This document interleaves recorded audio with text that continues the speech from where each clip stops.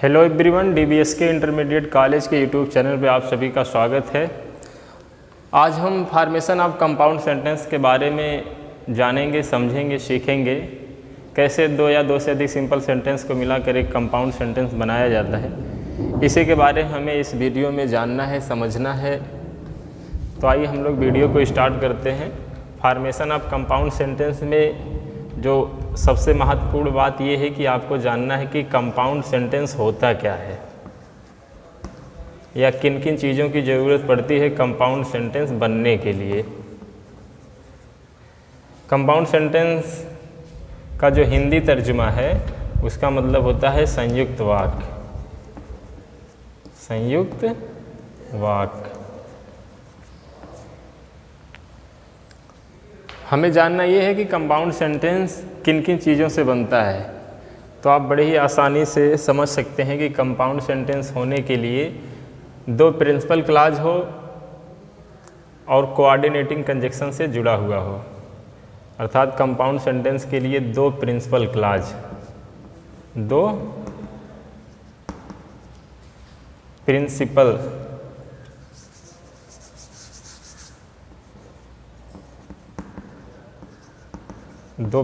Clause,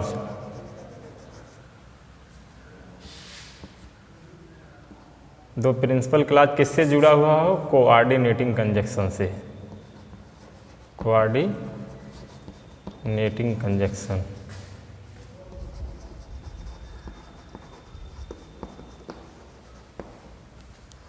compound sentence होने के लिए जरूरी क्या है कि दो प्रिंसिपल क्लॉज किससे जुड़ा हुआ हो? कोऑर्डिनेटिंग कंजक्शन से। यदि दो प्रिंसिपल क्लॉज कोऑर्डिनेटिंग कंजक्शन से जुड़े हुए हैं तो उससे जो है कंपाउंड सेंटेंस का निर्माण होता है। क्योंकि कंपाउंड सेंटेंस में दो प्रिंसिपल क्लॉज जब कोऑर्डिनेटिंग कंजक्शन से जुड़े हुए होते हैं तो दोनों प्रिंसिपल क्लॉज की जो श्रेणी होती है वो बराबर होती है, अर्थात वो अपने बराबर रैंक में होते हैं। क्योंकि क्लॉज तीन प्रकार के होते हैं, आपने पढ़ा होगा, principal clause, subordinate clause, coordinate clause. तो कंपाउंड सेंटेंस में आप ऐसे भी समझ सकते हो कि एक प्रिंसिपल क्लॉज होता है, एक प्रिंसिपल क्लॉज प्लस एक जो है one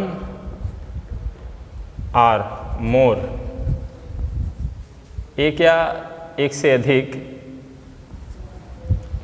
coordinate clause, coordinate clause.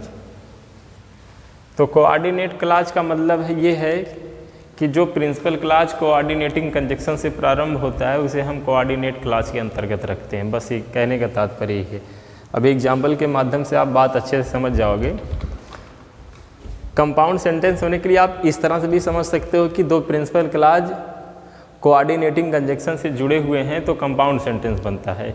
दो इंडिपेंडेंट क्लॉज, अर्थात ऐसे दो स्वतंत्र उपवाक्य यदि कोऑर्डिनेटिंग कंजक्शन से जुड़े हुए हैं तो कंपाउंड सेंटेंस का निर्माण होता है।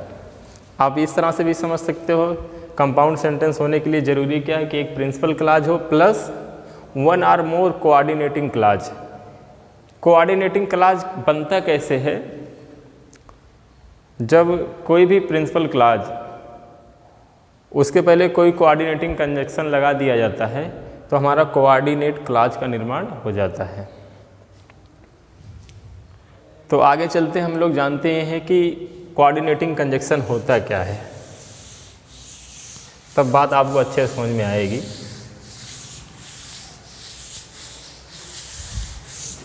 आप लोग बात समझ गए ना, कंपाउंड सेंटेंस होता क्या है।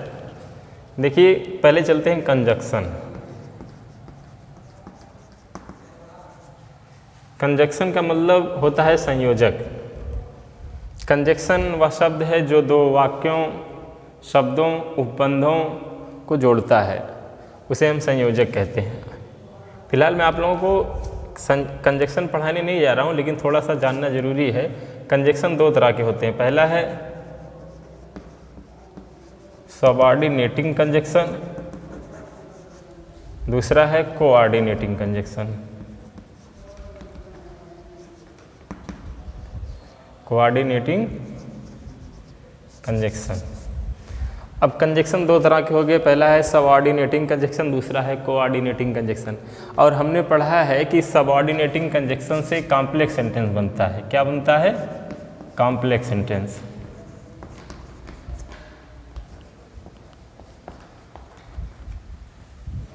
सबऑर्डिनेटिंग कंजक्शन से कॉम्प्लेक्स सेंटेंस बनता है, क्योंकि अभी हमने कॉम्प्लेक्स सेंटेंस पढ़ा है। सबऑर्डिनेटिंग कंजक्शन से कॉम्प्लेक्स सेंटेंस बनता है, और सबऑर्डिनेटिंग जो क्लाज होते हैं, सबऑर्डिनेट क्लाज, वो हमेशा किसी न किसी सबऑर्डिनेटिंग कंजक्शन से प्रारंभ होते हैं। इस बारे में पिछली वीडियो पे चर्चा की गई थी। एक बार पुनः समझ लीजिए, कंजक्शन दो प्रकार के होते हैं, सबऑर्डिनेटिंग कंजक्शन और कोऑर्डिनेटिंग कंजक्शन। सबऑर्डिनेटिंग कंजक्शन से कॉम्प्लेक्स सेंटेंस का निर्माण होता है, और कोऑर्डिनेटिंग कंजक्शन से कंपाउंड सेंटेंस का, कंपाउंड सेंटेंस। अब बात आपको अच्छे से समझ में आएगी। सबऑर्डिनेटिंग कंजक्शन कहाँ प्रयोग होता है? कॉम्प्लेक्स सेंटेंस बनाने के लिए। और कॉम्प्लेक्स सेंटेंस बनता है कैसे? एक प्रिंसिपल क्लॉज और एक सबऑर्डिनेट क्लॉज। और सबऑर्डिनेट क्लॉज तीन प्रकार के होते हैं। पहला क्या है? सबऑर्डिनेट क्लॉज ऑफ नाउन, दूसरा है एडजेक्टिव, और तीसरा है एडवर्ब। ये तीनों क्लॉज सबऑर्डिनेट क्लॉज के जो ये प्रकार हैं, ये तीनों subordinate clause of noun, subordinate clause of adjective, subordinate clause of adverb, ये तीनों किसी न किसी सबऑर्डिनेटिंग कंजक्शन से जुड़े हुए होते हैं।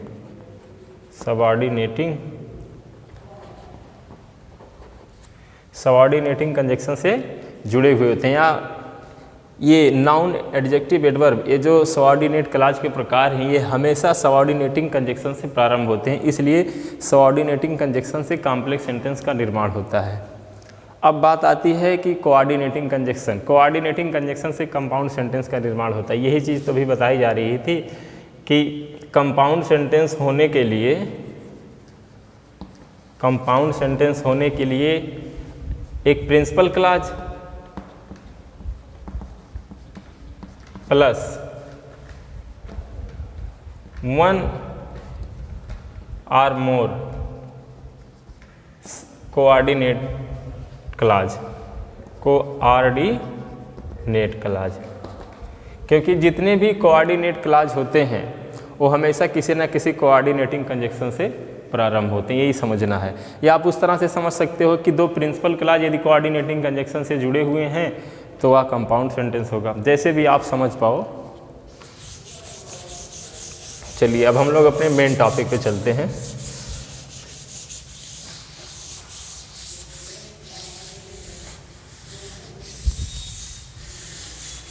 तो हमने सबऑर्डिनेटिंग कंजक्शन के बारे में पढ़ लिया है। कॉम्प्लेक्स सेंटेंस बनाने में हम पढ़ेंगे आज कोऑर्डिनेटिंग कंजक्शन।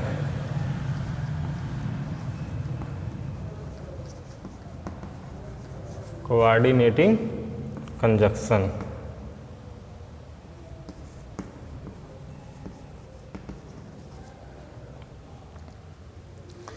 कोऑर्डिनेटिंग कंजक्शन का प्रयोग कब किया जाता है, थोड़ा इसके बारे में समझ लेते हैं। या कोऑर्डिनेटिंग कंजक्शन कहते किसे हैं उसके बारे में समझ लेते हैं। तो आप लोग इस चीज़ को नोट कर लीजिएगा। जो कंजक्शन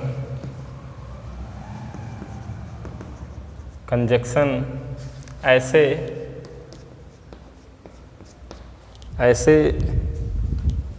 दो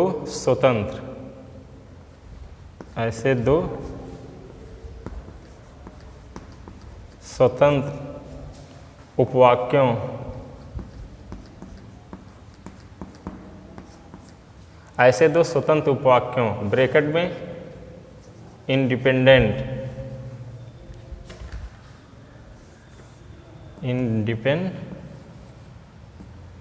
स्पेलिंग गलत हो जा रही है,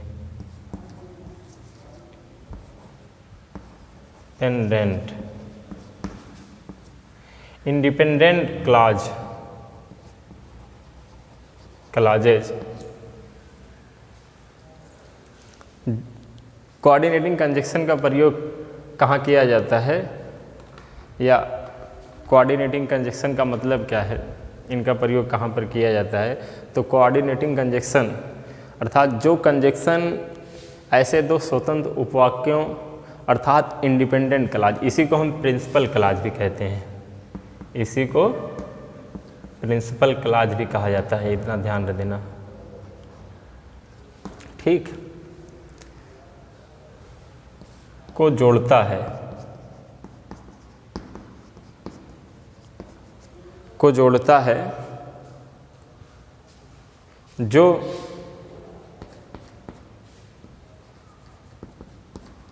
अपने अपने अलग अलग दो अर्थ रखते हैं, दो अर्थ रखते हैं। तो कोऑर्डिनेटिंग कंजक्शन का प्रयोग ऐसे दो स्वतंत्र अर्थात ऐसे दो प्रिंसिपल क्लॉज को जोड़ने के लिए प्रयोग किया जाता है जो अपने अपने अलग अलग दो अर्थ रखते हैं। तो आप में से सभी लोगों को शायद ये बात पता ही होगी कि जो प्रिंसिपल क्लॉज होता है, प्रत्येक प्रिंसिपल क्लॉज अपना एक पूर्ण भाव रखता है, उसीलिए हम उसे इंडिपेंडेंट क्लॉज कहते हैं। अर्थात प्रिंसिपल क्लॉज का मतलब होता है ऐसा क्लॉज जो अपने भाव की पूर्ण अभिव्यक्ति के लिए किसी दूसरे क्लॉज पर निर्भर नहीं रहता। देखिए, डिपेंडेंट का मतलब निर्भर, इंडिपेंडेंट का मतलब होता है बिना किसी की सहायता के। तो कहने का तात्पर्य ये है, जो प्रिंसिपल क्लॉज होता है, नियम आप लोग लिख लीजिएगा तो बेहतर रहेगा। हम बात को आगे बढ़ाते हैं। जो प्रिंसिपल क्लॉज होता है,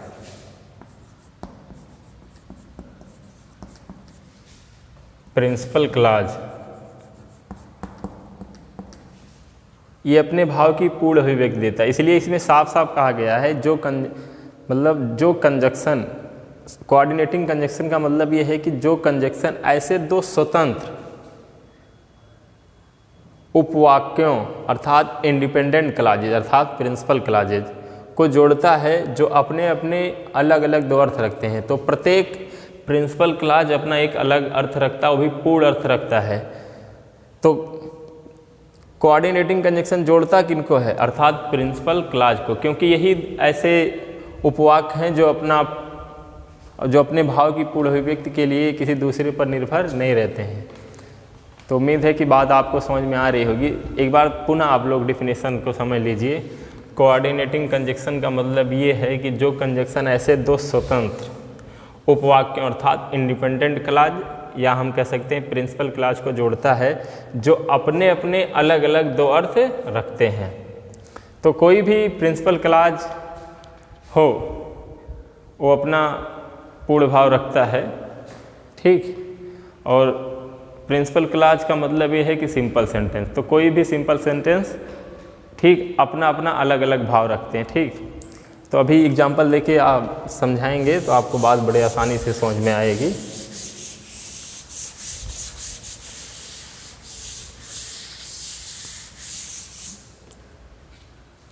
जैसे वाक्य है रवि वेंट टू मार्केट। दूसरा वाक्य है ही बॉट अ बुक। ये दो अलग अलग सिंपल सेंटेंस लिखे गए हैं, इनको कंबाइन करके आपको एक कंपाउंड सेंटेंस बनाना है। अब बात को ध्यान में रखना, अभी नियम बताया गया है कि जो कंजक्शन ऐसे दो स्वतंत्र इंडिपेंडेंट क्लॉज को या उपवाक्यों को जोड़ता है जो अपने अपने अलग अलग दो अर्थ रखते हैं। तो रवि वेंट टू मार्केट है, माफ़ कीजिएगा गलती हो गई लिखने में। Ravi went to market he bought a book. दोनों अलग अलग सिंपल सेंटेंस हैं, दो अलग अलग सिंपल सेंटेंस हैं और दोनों प्रिंसिपल क्लॉज में है। ध्यान देना, हमें बनाना क्या है, कंपाउंड सेंटेंस बनाना है। तो कंपाउंड सेंटेंस बनाने के लिए चाहिए क्या, दो प्रिंसिपल क्लॉज हों और एक कोऑर्डिनेटिंग कंजक्शन। तो Ravi went to market, he bought a book, दोनों सेंटेंस के अपने अपने अलग अलग दो अर्थ निकल रहे हैं और दोनों सेंटेंस अपने अपने अलग अलग दो अर्थ रखते हैं। इन्हीं को जोड़ने के लिए कोऑर्डिनेटिंग कंजक्शन का उपयोग किया जाता है। ये भी प्रिंसिपल क्लॉज है और ये भी प्रिंसिपल क्लॉज है। ठीक, ये भी सिंपल सेंटेंस है और ये भी सिंपल सेंटेंस, क्योंकि सिंपल सेंटेंस हमेशा प्रिंसिपल क्लॉज में होता है। जब इन दोनों को जोड़ेंगे तो किसका प्रयोग होगा? कोऑर्डिनेटिंग कंजक्शन का। तो ये हो जाएगा Ravi went to market and he bought a book. ये हमारा कंपाउंड सेंटेंस बन गया। ठीक, क्योंकि कंपाउंड सेंटेंस में देखिए दो प्रिंसिपल क्लॉज हो गए और ये हमारा कोऑर्डिनेटिंग कंजक्शन, ये हमारा कंपाउंड सेंटेंस बन गया। ठीक, Ravi went to market, Ravi बाजार गया, and he bought a book, उसने एक पुस्तक खरीदी। ये हमारा कंपाउंड सेंटेंस है। बस आप बड़ी आसानी से नियम को समझते जाइए, तब पढ़ने का आनंद आएगा। चलिए हम थोड़ा सा और आगे चलते हैं। अभी तक तो आपको ये बेसिक बताया जा रहा था कि कंपाउंड सेंटेंस बनता कैसे है, क्या क्या चीज़ें चाहिए। उम्मीद है आपको अच्छे से समझ में आ गया होगा कि कंपाउंड सेंटेंस बनता कैसे, होता क्या है। अब आगे का जो मसला है वो है कोऑर्डिनेटिंग कंजक्शन के प्रकार।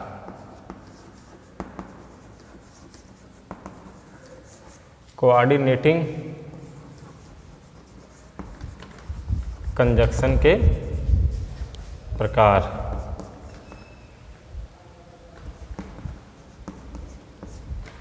कोऑर्डिनेटिंग कंजक्शन के प्रकार में जो पहला है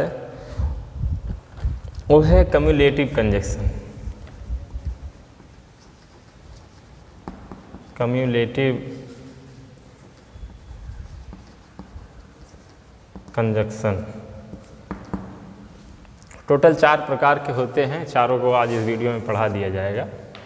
कम्युलेटिव कंजक्शन का मतलब होता है ऐसे कंजक्शन जो जोड़ बताते हैं, अर्थात हम कह सकते हैं जोड़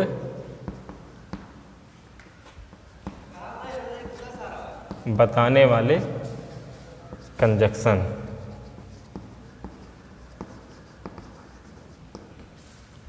जोड़ बताने वाले कंजक्शन। देखिए कम्युलेटिव कंजक्शन का प्रयोग तब किया जाता है जब दो अलग अलग वाक्यों में आपस में कोई जोड़ बनता हो या कोई जोड़ बन रहा हो। जैसे अभी लिखा गया था, जिस एग्जाम्पल को दिया गया था वो कम्युलेटिव कंजक्शन के अंतर्गत ही आता है। कम्युलेटिव कंजक्शन का मतलब होता है जोड़ बताने वाले conjunction.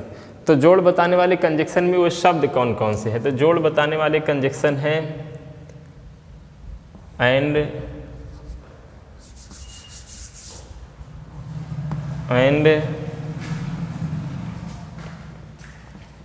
As well as comma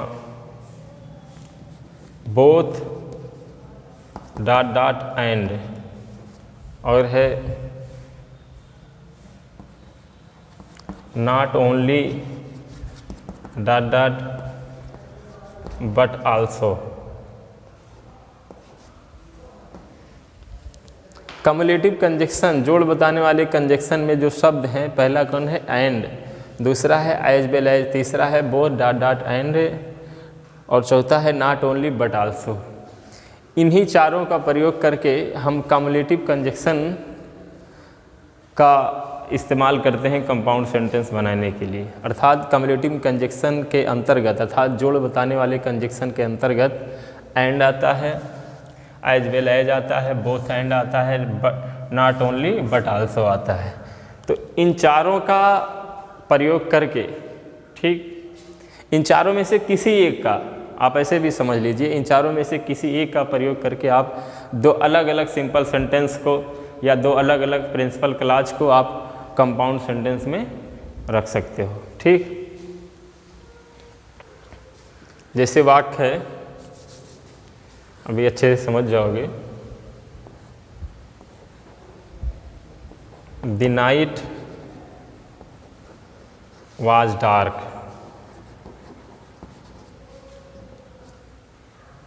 The night, NIGST, spelling गलत हो रहा है, बात क्या है। The night was dark. दूसरा सेंटेंस है The journey was long. The journey was long.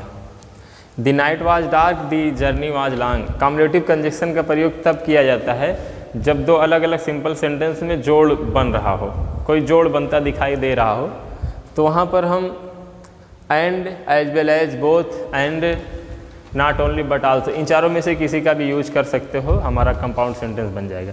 ये दो अलग अलग सिंपल सेंटेंस दिए गए हैं, इनको मिलाकर हमें एक कंपाउंड सेंटेंस बनाना है। तो आप उन चारों में से जो कॉम्युलेटिव कंजक्शन बताने वाले शब्द हैं उनको आप चारों में से किसी एक का भी इस्तेमाल करके आप बना सकते हैं। चलिए हम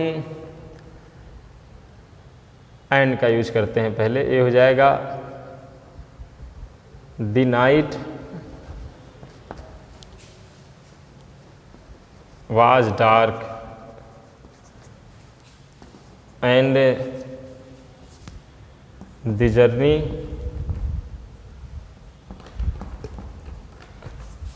was long.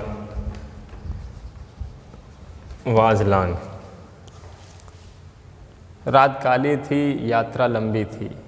The night was dark, रात काली थी और यात्रा लंबी थी। जोड़ बन रहा ना, आप इसको not only but also say भी, मतलब ये चारों से बन जाएगा। तो इसीलिए कहा गया ना, इन चारों में से किसी एक का इस्तेमाल करके आप कंपाउंड सेंटेंस बना सकते हो। जब दो वाक्यों में कोई जोड़ बन रहा हो तो वहाँ पर ही दो कॉम्युलेटिव कंजक्शन का यूज होगा। अब आप नॉट ओनली बट आल्सो का यूज करोगे तो हो जाएगा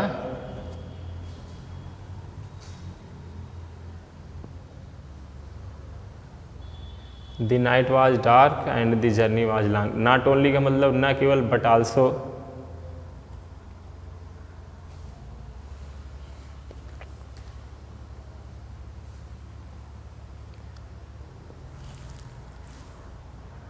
हो जाएगा द नाइट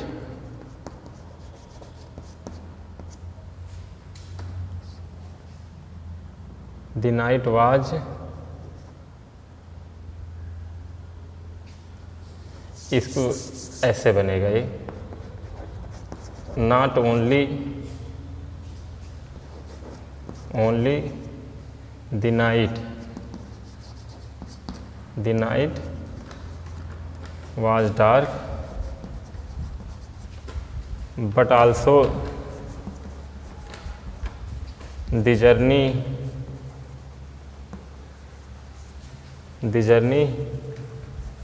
was long। थोड़ा सा अच्छे से समझिएगा। पहला क्या था, the night was dark and the journey was long. रात काली थी या अंधकारमय थी, द जर्नी और यात्रा लंबी थी।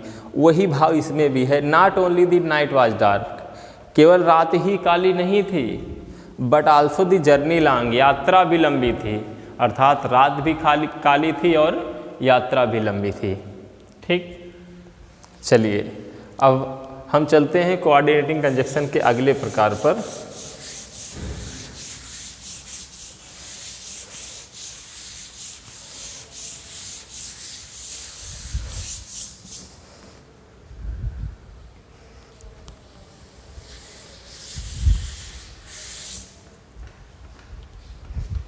तो दूसरा प्रकार है अल्टरनेटिव। अल्टरनेटिव का मतलब होता है वैकल्पिक, अर्थात विकल्प बताने वाले,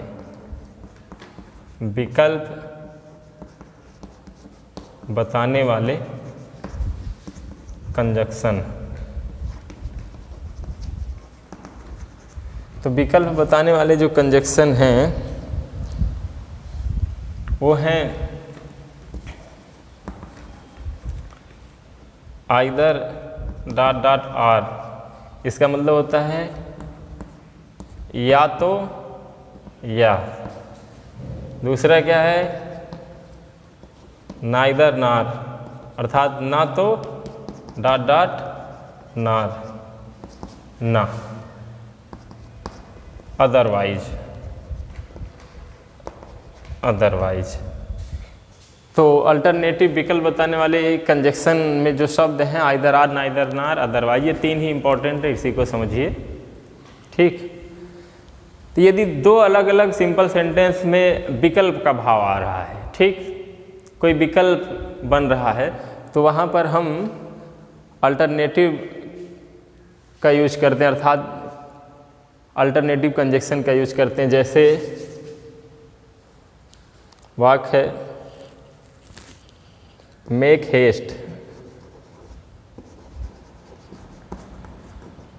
मेक हेस्ट।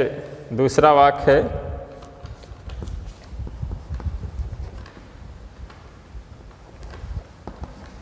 यू विल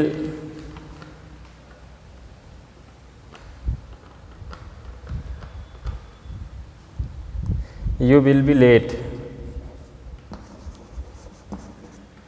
ये वाक्य है मेक हेस्ट, ये पहला वाक्य है, ये दूसरा वाक्य है। Make haste you will be late, थोड़ा सा ग्रीन बोर्ड सही नहीं है,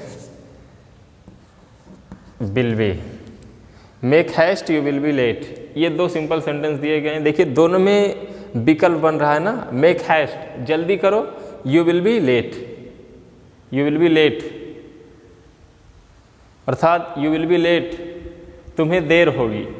ये विकल्प दे रहा है जल्दी करो, एक विकल्प ये है, नहीं दूसरा क्या है, यू विल बी लेट। दो ऑप्शन बन रहे हैं ना, तो यहाँ पर इन्हीं में से कोई एक कंजक्शन यूज होगा।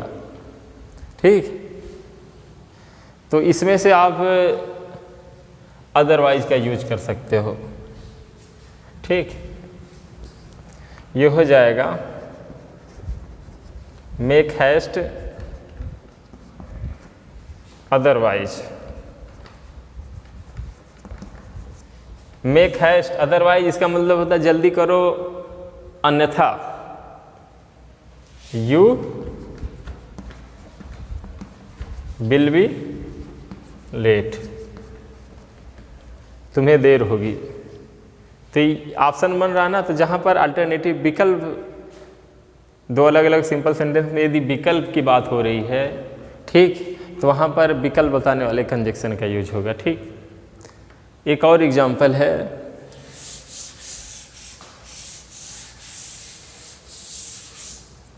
दूसरा एग्जाम्पल है, जैसे किसी ने कहा पहले सेंटेंस में कम इन टाइम, दूसरा वाक्य है do not come at all.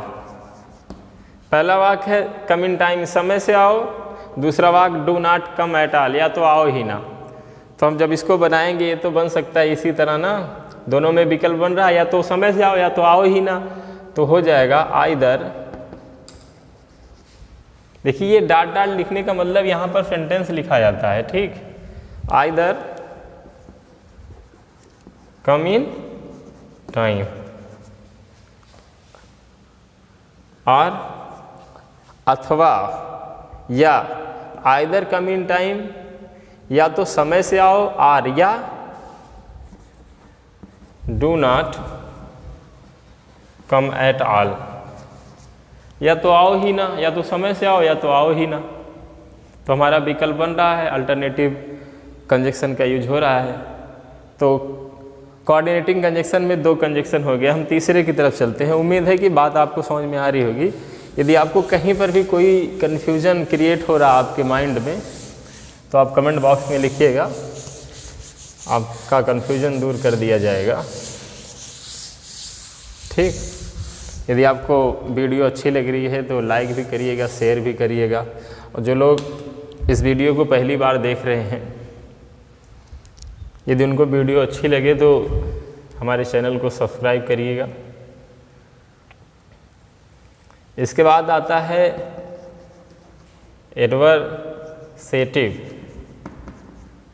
Adversative conjunction.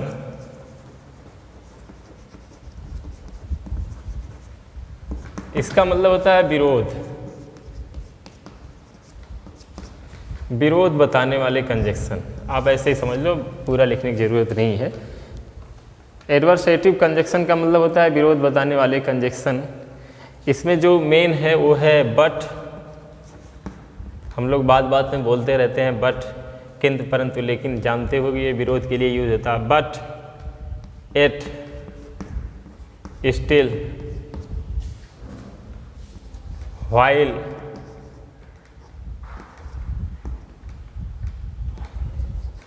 Where as,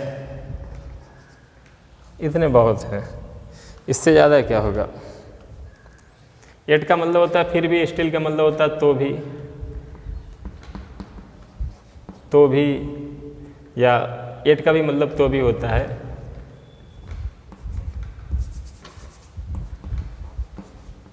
फिर भी, एट का मतलब फिर भी, स्टिल का मतलब तो भी, बट का मतलब लेकिन, जान ही रहे हो।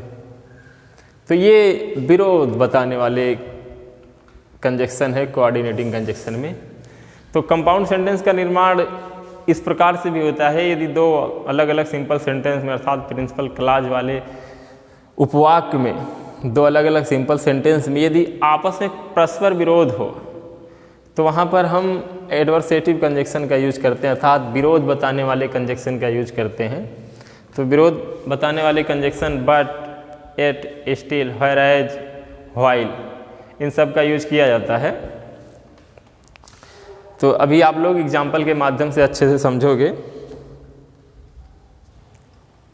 जैसे वाक्य है ही इज लेजी, दूसरा वाक्य है ही इज क्लेवर,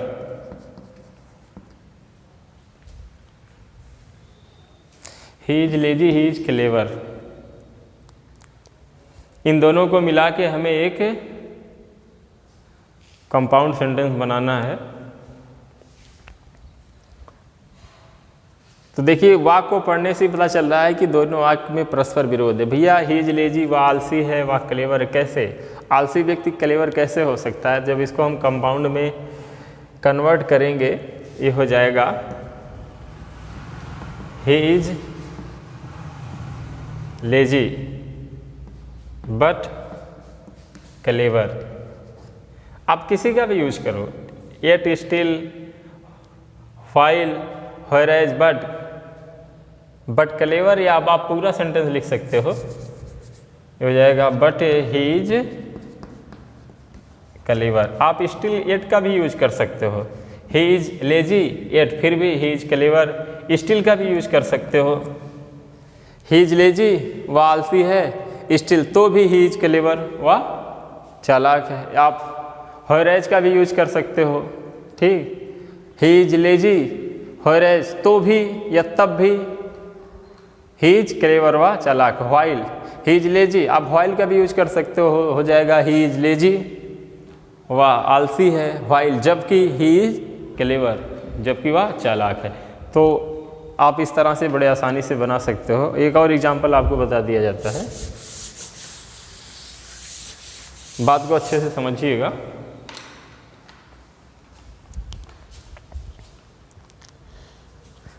जैसे है ही जिल, दूसरा वाक्य है ही वर्क्स हार्ड, ठीक। ये दो वाक्य लिखे गए हैं, इनको मिलाकर एक कंपाउंड सेंटेंस क्रिएट करना है। देखिए दोनों में विरोध है ना, दोनों सेंटेंस में परस्पर विरोध चल रहा है। ही जिल ही वर्क्स हार्ड, भैया वह बीमार है, वह कठिन परिश्रम करता है। How possible is that? बताइए, विरोध है ना, दोनों सेंटेंस में विरोध है। तो एडवर्सेटिव कंजक्शन में जितने भी विरोध वाले शब्द उनमें से किसी एक का प्रयोग करके आप इसे कंपाउंड सेंटेंस बना सकते हो। उम्मीद है आप लोग बड़े आसानी से इसको बना लोगे। हो जाएगा ही इज इल। अब किसी भी कंजक्शन को यूज करो, एडवर्सेटिव कंजक्शन में जो भी शब्द आते हैं, ही इज इल, मान लीजिए आप एट का यूज करते हो, yet he works hard, he works hard, हो गया हमारा कंपाउंड सेंटेंस बन गया। अब एट के स्थान पे आप कोई भी एडवर्सेटिव कंजक्शन का इस्तेमाल कर सकते हो, ठीक। अब हम चलते हैं आखिरी पड़ाव पर। इसके बाद जो है नंबर आता है। मैंने बताया था ना कि कोऑर्डिनेटिव कंजक्शन 4 प्रकार के होते हैं। तो नंबर 4 पर जो है वो है इलेटिव कंजक्शन,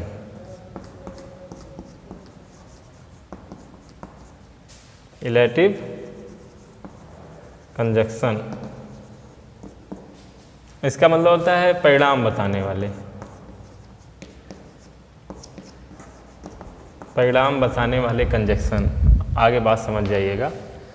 तो इलेटिव कंजक्शन का मतलब होता है परिणाम बताने वाले कंजक्शन। तो इसमें जो शब्द हैं वो है देयरफॉर, देयरफॉर होता है ना इसलिए, फॉर क्योंकि, सो इसलिए, हेंस। ठीक, इससे ज़्यादा नहीं है। इलेटिव का मतलब होता है परिणाम बताने वाले। अच्छा, इनका यूज कब किया जाएगा? तो इनका यूज जो है जब दो अलग अलग सिंपल सेंटेंस में कारण और परिणाम अर्थात रीजन और रिजल्ट, ठीक, का संबंध हो और हमें कंपाउंड सेंटेंस बनाना है, तो वहाँ पर जो है इलेटिव कंजक्शन का यूज किया जाता है। बस इतनी बात ध्यान देना। ठीक, तो इलेटिव कंजक्शन परिणाम बताने वाले जो कंजक्शन के शब्द हैं देयरफॉर, फॉर, सो, हेंस। जैसे वाक्य है I cannot die in peace, वाक्य है बारिश काफ़ी हो रही है,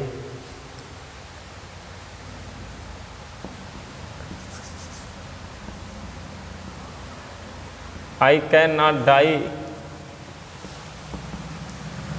I cannot die in peace, I cannot die in peace।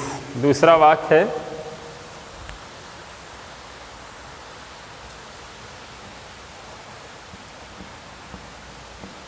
I am a sinner,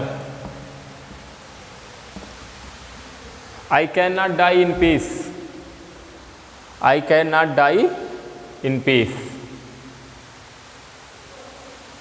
I am a Sinner, मैं शांति में मर नहीं सकता या मैं सुकून से मर नहीं सकता। आई एम अ सिनर, मैं एक पापी हूँ। देखिए, दोनों में कारण और परिणाम के आधार पर जो है संबंध स्थापित हो रहा है, तो हमें कंपाउंड सेंटेंस बनाना। यदि दो अलग अलग सिंपल सेंटेंस में कारण और परिणाम का बोध होता है और हमें कंपाउंड सेंटेंस बनाना होता है, तो इलेटिव कंजक्शन का यूज करते हैं। तो इनमें से आप किसी एक को भी आप इलेटिव कंजक्शन के लिए जो शब्द दिए गए किसी एक का भी यूज कर सकते हो।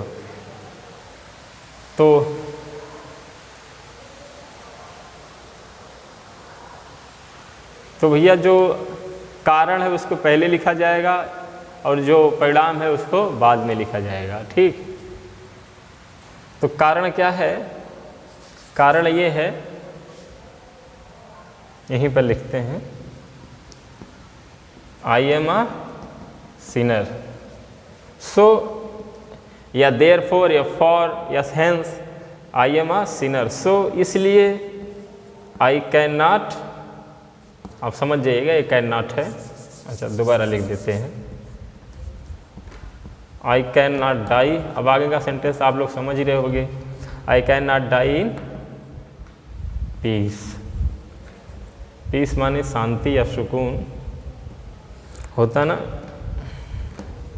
सना देहलवी का एक शेर है, कहाँ है आजा सुकून से मैं मर तो सकूं, तेरे बगैर मेरा दम नहीं निकलता है, जो है सीने में वो गम नहीं निकलता है। फिलहाल आई एम अ सिनर, मैं एक पापी हूँ। सो इसलिए एक कारण बता रहा है ना, ये रीजन है। ये क्या है? रीजन। मैंने कहा कि कारण और परिणाम का बोध होगा, हमें कंपाउंड बनाना हो तो इलेटिव कंजक्शन का यूज करेंगे। एक बार दोबारा समझ लो, इलेटिव कंजक्शन अर्थात परिणाम बताने वाले कंजक्शन का यूज तब होगा कंपाउंड सेंटेंस बनाने के लिए जब दो अलग अलग सेंटेंस अर्थात दो अलग अलग सिंपल सेंटेंस में कारण और परिणाम का बोध होगा। आई एम ये सिनर, ये रीजन है। सो इसलिए इसका जो रिजल्ट है ये सो है ना, इलेटिव कंजक्शन का यूज हो गया। रिजल्ट क्या? I cannot die in peace. I cannot die in peace, मैं सुकून से मर नहीं सकता। ठीक, एक वाक्य और देख लीजिए, उसके बाद इस वीडियो को ख़त्म करते हैं।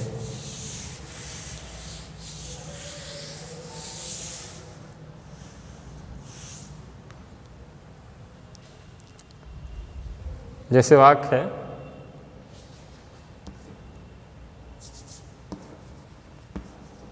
he left his studies, उसने अपना अध्ययन छोड़ दिया। ठीक, कारण क्या था? he had no money, उसके पास पैसे नहीं थे। तो जो कारण है उसको पहले लिखेंगे, कारण परिणाम का बोध हो रहा है। कारण क्या है? he had no money, sorry know जानने वाला लिख दिए, नो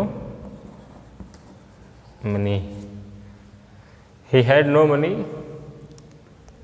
सो या देयर फॉर या फॉर या हेंस कुछ भी यूज कर सकते हो।